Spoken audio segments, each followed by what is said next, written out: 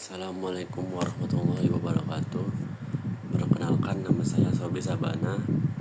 Nah, di sini saya akan menjelaskan tentang analisis film Pesta Babi Kolonialisme di Zaman Kita dan kaitannya dengan artikel The Problem of the Rice karya Ben Anderson.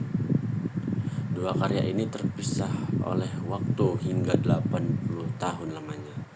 Satu film dokumenter yang dirilis tahun 2026 dan satu lagi yang dirilis tahun 1945, 8 bulan sebelum proklamasi Indonesia. Meskipun usianya berbeda jauh, keduanya membicarakan soal yang sama, yaitu mengapa rakyat kecil selalu menjadi korban ketika kekuasaan bicara atas nama kepentingan yang lebih besar. Saya akan menggunakan perspektif sejarah sosial dalam menganalisis ini. Sejarah sosial secara sederhana adalah cara melihat sejarah bukan dari ruang-ruang elit, bukan dari kantor-kantor pejabat atau istana. Sejarah sosial melihat dari bawah, dari dapur kosong, dari sawah yang hasilnya dipaksa diambil oleh para pejabat, dari kampung-kampung yang dimana angka kematian lebih tinggi daripada angka kelahiran. Sejarah sosial bertanya, bagaimana rasanya menjadi korban, bukan bagaimana rasanya menjadi penguasa. Dari sudut pandang inilah saya akan membaca, yaitu artikel The Problem of the Rice dan menonton film Pesta Babi secara bersamaan. Dan apa yang kita temukan adalah sebuah garis lurus, sebuah pola yang tidak terputus oleh kemerdekaan, tidak terhapus oleh pergantian rezim, dan tidak hilang karena bendera sudah berbeda. Mari kita mulai dari film terlebih dahulu. Film Pesta Babi adalah film dokumenter karya Dandi Dwi Laksono yang dirilis tahun 2026. Judulnya diambil dari sebuah upacara adat di Papua yang disebut dengan Awon Atatbon. Upacara ini sakral bagi masyarakat Papua karena upacara ini biasanya dilakukan setiap 10 tahun sekali.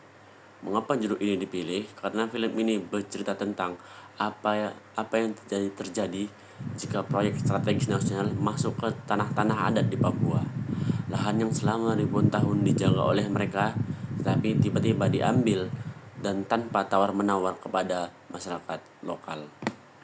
Mereka para pemerintah merebut tanah-tanah dengan cara kekerasan, yaitu mengarahkan aparat.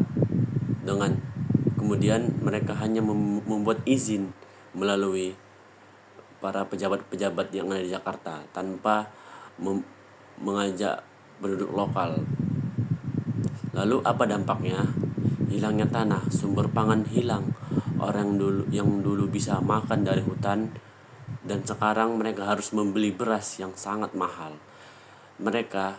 Ketika mereka menolak, mereka disebut penghambat pembangunan, dituduh sebagai pengganggu stabilitas, dan mereka diancam akan dipenjarakan.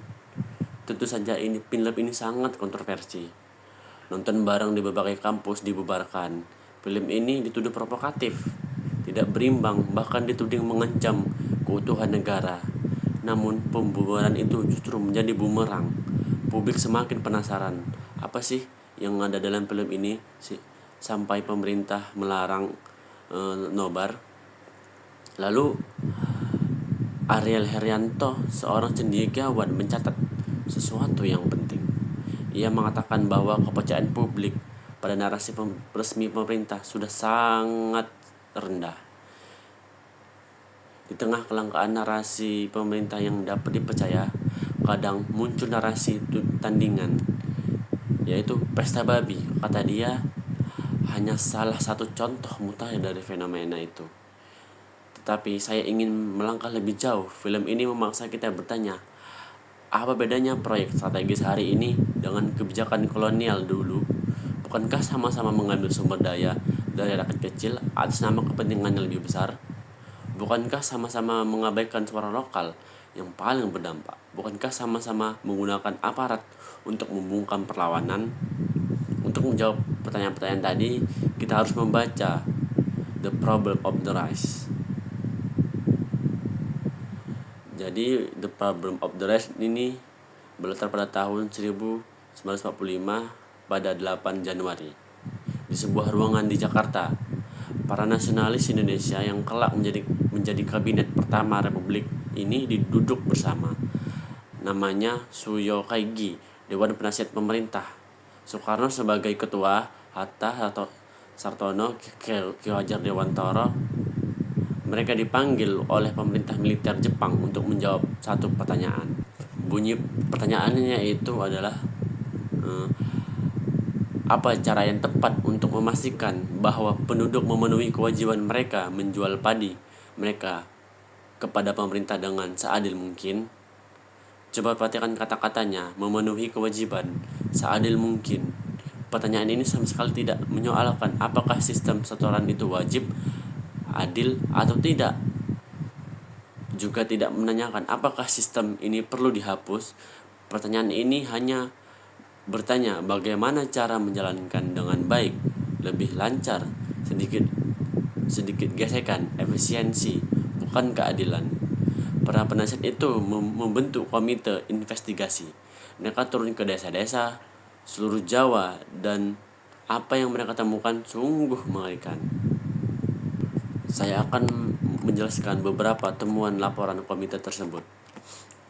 Di Pekalongan, seorang anggota komite bernama Prawoto melaporkan bahwa petani mengalami potongan berlapis padi mereka dipotong karena dianggap basah. Potongan bisa mencapai 30%. Penimbangan curang bisa merugikan 20% lagi. Penggilingan ada yang dipotong untuk sampai hingga 20%, dan total potongan dari apa yang seharusnya diterima petani bisa mencapai 60%. Dari harga resmi 40 gulden per kuintal, petani hanya membawa pulang 1,88 gulden. Namun, yang lebih parah dari kerugian materi adalah kerugian nyawa. Laporan itu mencatat lonjakan kematian di berbagai daerah di Kabupaten Kudus. Dalam 6 bulan, angka kematian naik hingga 20 menjadi 40 per 1000 penduduk. Di Wonosobo, angka kematian mencapai 53,7 per 1000. Sementara angka kelahiran hanya 29,1. Artinya manusia Jawa sedang mati lebih cepat daripada mereka yang dilahirkan. Seorang petani mengeluh dengan kalimat yang sederhana tapi menusuk.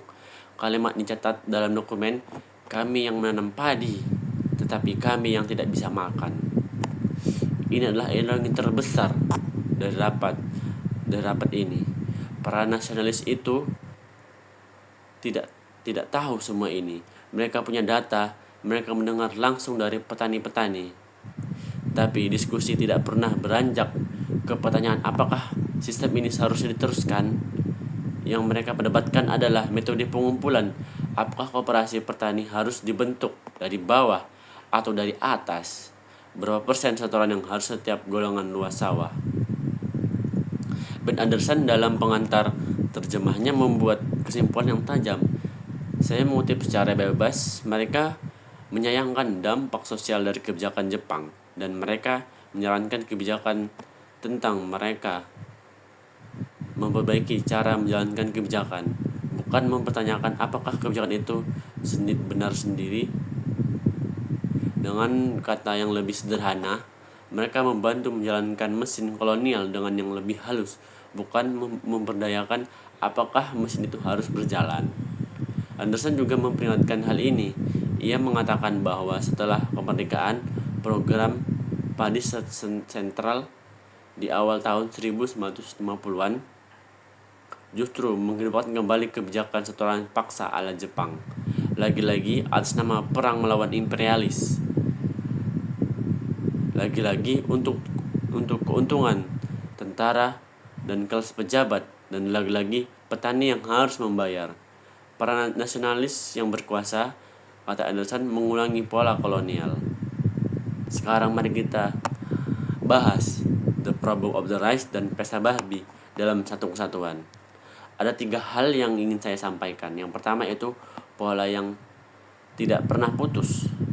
Pada tahun 1945, petani Jawa kehilangan padi karena pemerintah kolonial Jepang butuh logistik untuk perang. Padi diambil paksa, dibayar murah, dan rakyat kelaparan.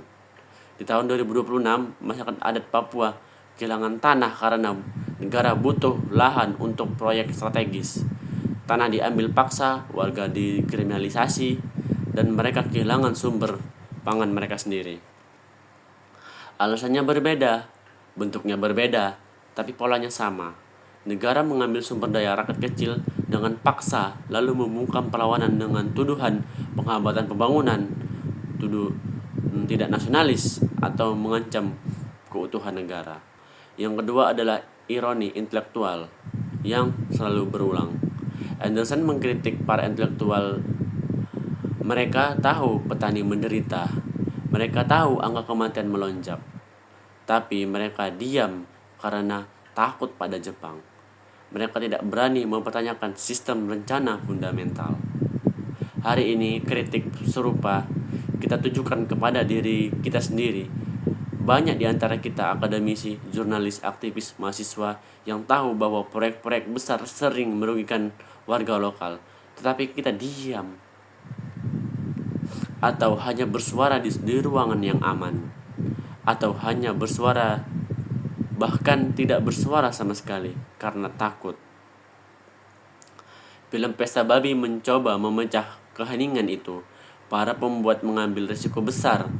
Mereka tahu akan ditolak, dibubarkan, dicekcoki, tapi mereka meneruskan. Maka tidak heran film ini mendapat perlawanan sengit karena film yang sangat jujur dan mengancam mereka yang mengamankan berada di atas ketidakadilan. Yang ketiga yaitu soal narasi. The Problem of the Rise adalah dokumen yang kaya data. Ada angka, persentase, tabel, tapi Benderson sendiri mengaku bahwa data itu dingin.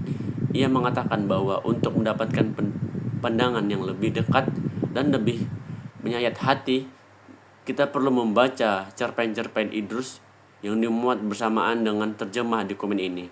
Cerpen-cerpen yang menangkap penderitaan kecil sehari-hari yang tidak bisa diungkap oleh statistik. Pesta Babi adalah cerpen Idrus versi kontemporer. Film ini tidak hanya memberikan angka, ia juga memberikan wajah, memberikan suara. Ia memperlihatkan seorang ibu yang tanahnya diambil, seorang bapak yang ditangkap karena protes, seorang pemuda yang dicap menghasut karena membela hak atas tanah leluhurnya. Ada kritik yang mengatakan film ini tidak berimbang. Kita harus bertanya, narasi resmi tentang pembangunan sudah didominasi selama puluhan tahun. Televisi, koran, media sosial, pemerintah, semuanya menyuarakan nada yang sama. Ruangan bagi warga lokal yang terdampak hampir tidak ada. Di situasi kelangkaan seperti ini, tuntutan berimbang sering menjadi alat untuk membungkam paham yang tidak punya kekuasaan. Baik, kita sampai di akhir, mari kita simpulkan. The Problem of the Rise mengajarkan kita bahwa 80 tahun lalu para pendiri bangsa duduk bersama para penjajah dan mendiskusikan cara mengambil paksa hasil panen petani dengan cara lebih efisien. Mereka tahu petani kelaparan, mereka tahu bayi-bayi akan mati, tapi mereka tidak mempertanyakan sistemnya. Mereka hanya menyempurnakan caranya. Pesta Babi menunjukkan bahwa di tahun 2026, di negara yang sudah merdeka lebih dari 80 tahun, masyarakat adat di Papua masih menghadapi pengambilan tanah paksa, masih dibungkam, masih dilukai atas nama pembangunan. Keduanya berbicara tentang satu hal yang sama, bahwa negara, apapun rezimnya, apapun benderanya, cenderung mengambil sumber daya dari rakyat kecil demi kepentingan yang diklaim lebih besar. Dan bahwa para intelektual, para elit, para nasionalis sering terjebak dalam posisi yang sama. Mereka tahu, mereka diam atau mereka bersuara, tetapi hanya sebatas agar tidak membahayakan posisi mereka sendiri. Jadi sekian dari saya. Jika ada salah kata, saya mohon maaf. Wassalamualaikum warahmatullahi wabarakatuh.